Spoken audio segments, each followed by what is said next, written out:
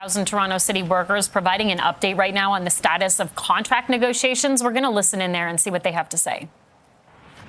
43% of part-time recreation workers are being paid minimum wage, and 94% are being paid below the GTA living wage of $26 an hour.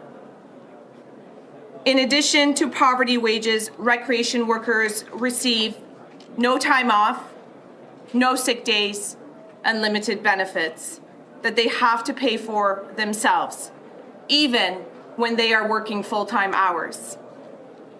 This is the reality of many workers who are employed by the City of Toronto. Many of the lowest paying jobs are caring jobs, including rec workers, childcare, frontline service workers, cleaners, laundry workers, and food service workers, for whom remote work is not an option. This is the reality. We have a City of Toronto workforce that is burnt out from nearly 2 decades of austerity and underinvestment.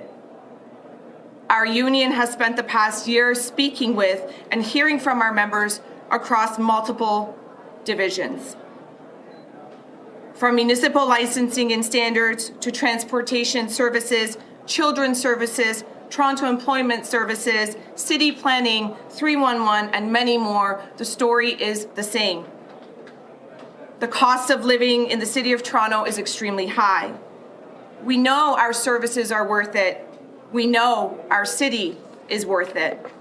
So why are the workers providing these services not been worth it for nearly 2 decades? Over the weekend, CUPE Local 79 members voted overwhelmingly in favor of a strike mandate. In a historic strike vote with a turnout that doubled the highest number our union has ever seen, over 90% of Local 79 members agreed to give the bargaining committee the right to withdraw our labor should negotiations not prove fruitful. We are ready and willing to fix the crisis in retention and recruitment that the city is experiencing due to decades of austerity. We have brought those solutions to the bargaining table and hope that the city is willing to listen. Thank you. I'm happy to take questions. Not take questions. You got the right to strike now. Is there a deadline? What is that deadline?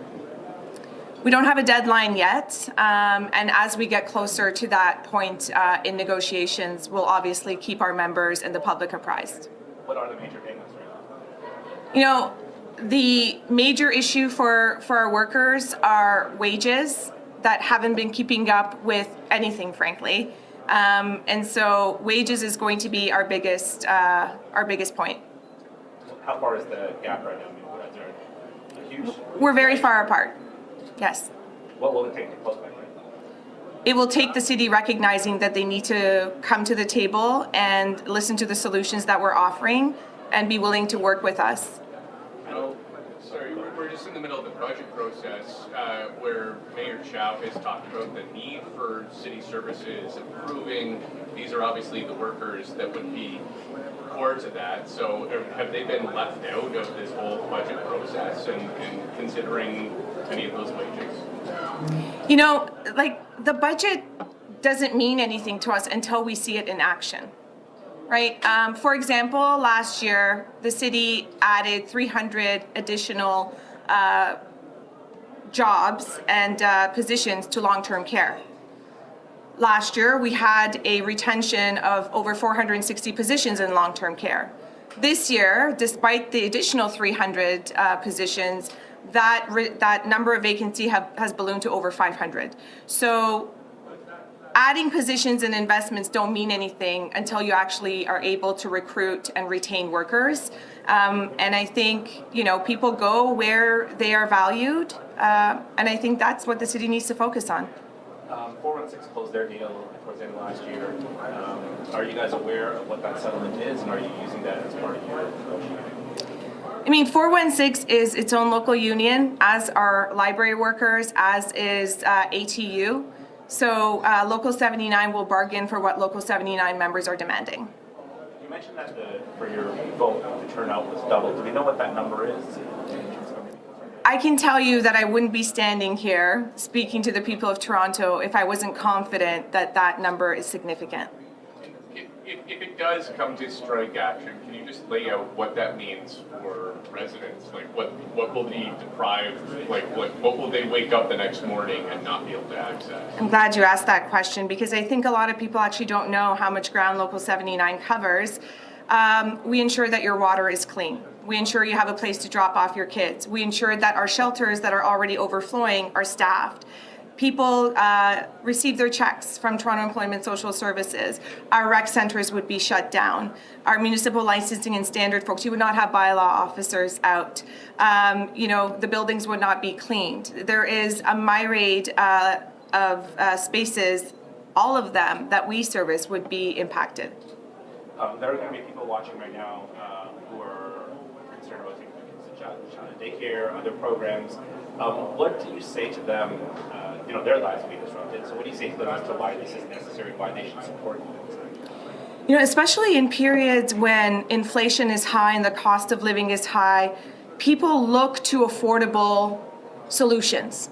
The City of Toronto and the public services that we offer affordable solutions to childcare, to recreation services. We have shelters. And so it's so important and significant that in this moment in time when so many people are struggling and relying on those services, we're ensuring that the people who are delivering those services are able to pay for food and put a roof over their heads. So, I think the struggles is actually very common between workers at the City of Toronto and the residents of Toronto, in addition to which we live in the city as well. So we're very mindful of that, and I think it's more reason for the city to be serious at this table. Do you have any sort of sense of bargaining schedule coming up or negotiations? I'm hoping that we will start to sort of move towards finding some kind of an agreement. Those deadlines and those timelines, I can't tell you. I don't know right now. Last time you guys were at the we were at the bargaining table about 10 days ago, and obviously we have had to organize and talk to our members and for the strike vote. We will be at the table again on Thursday. Just one more question. Yeah, is it all a challenge for you guys that 416 negotiated their deal pre kind of budgeting process? The mayor's already tabled or at least announced what the proposed property tax rate is. Once that number is out there, there's not a lot of wiggle room to kind of squeeze things in. So is that a little bit of a problem for you guys if that number is already out there in the public? We trust that the city understands the significance of this round of negotiations with Local 79 and what it would mean if 30,000 workers withdrew their labor. Thank you so much. Okay, we are listening in to CUPE Local 79. This is the union that represents about 30,000 City of Toronto workers. They say their members have voted in favor of a strike. 90% agree if that is the bargaining doesn't work in their favor. So this means that they have the strike mandate, essentially. We have just learned from the union, they say this union represents a number of city workers in really important jobs. For example, public health, city hall operations, cleaning, court services, daycares, shelter staff. And again, they say they're quite far apart from their employer, the City of Toronto. They also acknowledge that they do have plans to meet once again to try and work out an agreement. They say they will be back at the bargaining table on Thursday. So we'll certainly see how those negotiations go.